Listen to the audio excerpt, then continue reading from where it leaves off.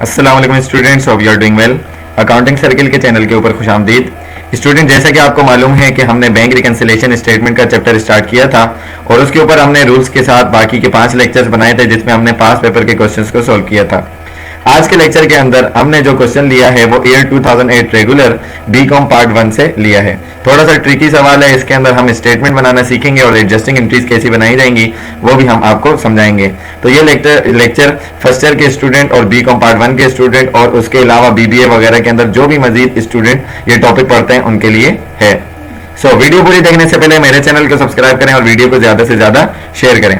Question में आपको कह रहे हैं कि the accountant of Fayaz company has extracted the following data from its cash record and its bank statement on November 30, 2008। ठीक है ना, जब आपने बैंक स्टेटमेंट का और अपनी कंपनी के कैश बुक के बैंक कॉलम का कंपैरिजन किया तो क्या चीजें आई कि bank overdraft as per cash book आपके बैंक कॉलम का जो बैलेंस है वो नेगेटिव है 1,06,400 रुपए से।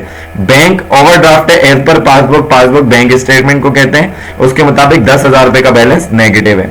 फिर आपको नंबर 3 में कहा गया कि आपने 50,000 का चेक इशू किया सप्लायर को आफ्टर द डिस्काउंट पीरियड। ठीक है ना, एक्सपायरी ऑफ डिस्काउंट पीरियड के बाद आपने चेक इशू किया but it was wrongly entered in cash book में, यानी कि कंपनी की गलती है।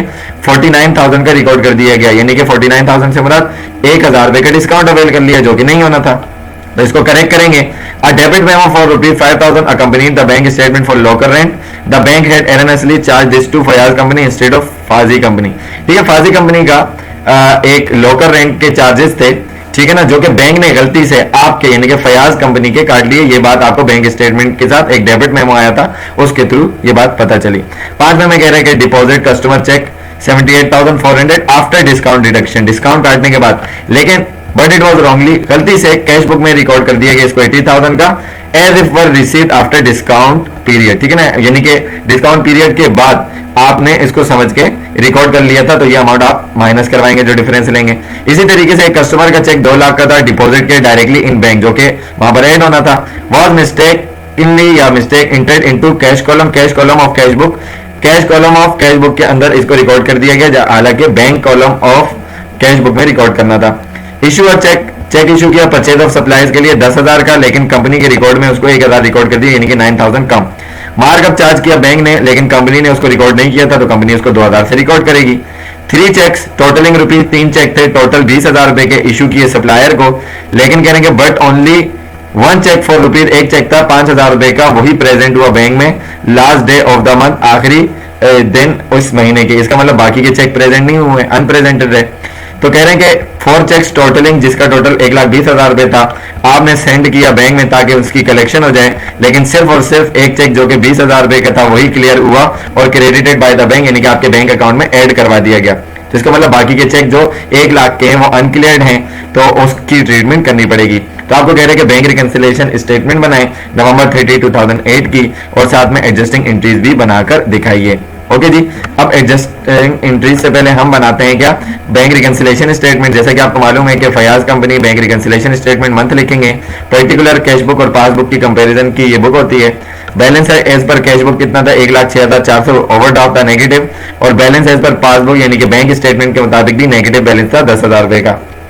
अब जो पहली चीज आपने लेस करवाई वो परचेज डिस्काउंट 1,000 से थी, वो इस वजह से थी कि यहां पर देखें कि 50,000 रुपए का चेक आपने रिसीव इशू किया था सप्लायर को, तो 50,000 माइनस होने थे, और ये after the discount period, expiry of discount period के बाद किया था। अगर डिस्काउंट पीरियड की एक्सपायरी से पहले होता तो तब 49,000 डिडक्ट करना सही था।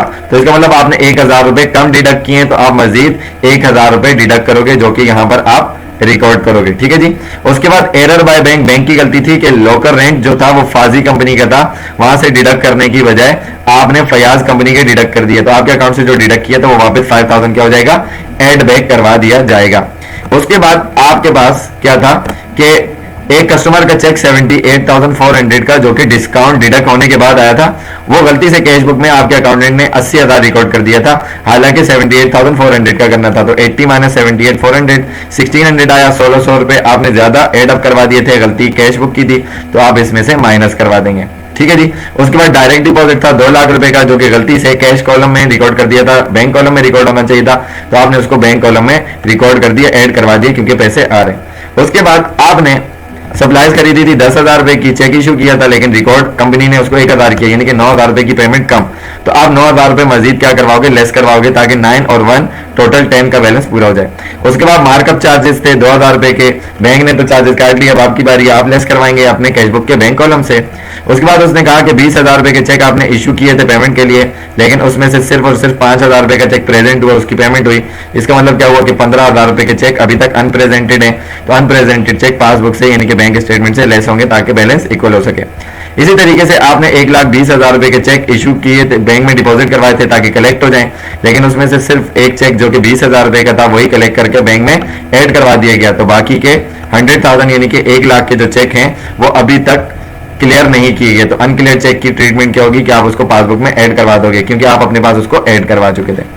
तो इसके बाद आपने ऐड और लेस कर करा के बैलेंस निकाला, तो इस साइड का 80,000 एडजस्टेड बैलेंस आ गया और इस साइड का भी 80,000 एडजस्टेड बैलेंस आ गया। उसके बाद जो आप एंट्रीज बनाएंगे वो किसकी बनाएंगे, एक्सेप्ट कैश बुक के बैलेंस के और पासबुक में इंटर होने वाली तमाम चीजों के कैश बुक में जो भी ऐड और लेस हुआ है उसी की एंट्री बनाएंगे। तो 1,000 रुपए का आपको परचेज डिस्काउंट हुआ था, ज्यादा रिकॉर्ड कर दिया था, तो उसको आप रिवर्स कर देंगे, बैंक क्रेडिट हो जाएगा और परचेज डिस्काउंट आपका डेबिट हो जाएगा to record the adjustment of purchase discount. इसी तरीके से आपने सेल डिस्काउंट ज्यादा रिकॉर्ड कर दिया था, उसको आपने लेस करवाया, तो आपके पास परचेज सेल डिस्काउंट क्या हो जाएगा, डेबिट हो जाएगा और बैंक जो है वो क्रेडिट हो जाएगा। ठीक है जी, तो सेल डिस्काउंट आपको यहाँ पर अवेल हो जाएगा, सही है ना। और उसके बाद आपने डायरेक्ट डिपॉजिट करवाया था जिसकी वजह से बैंक बढ़ जाएगा, कैश आपका कम हो जाएगा, क्रेडिट हो जाएगा to record the adjustment of direct deposit, क्योंकि कैश कॉलम से आपने उसको निकाल लिया है। इसी तरीके से सप्लाईज के लिए आपने 10 का चेक इशू किया था, लेकिन आपने उसको 1 रिकॉर्ड किया, तो बाकी का 9 मजीद आप करवाओगे तो सप्लाईज हो जाएंगी डेबिट 9,000 से और बैंक कम हो जाएगा 9,000 से क्रेडिट। और उसके बाद लास्ट मार्कअप चार्जेस काटेगा बैंक, आपका एक्सपेंस है, बैंक अकाउंट से आपके 2,000 रुपए कम हो जाएंगे, तो markup charges debit bank credit to record the adjustment of bank charges. So I hope कि ये लेक्चर आपको अच्छे तरीके से क्वेश्चन भी समझ में आया होगा। अगर इसके अंदर किसी भी चीज में आपको कोई कंफ्यूजन है तो आप कमेंट सेक्शन में क्वेश्चन करके पूछ सकते हैं।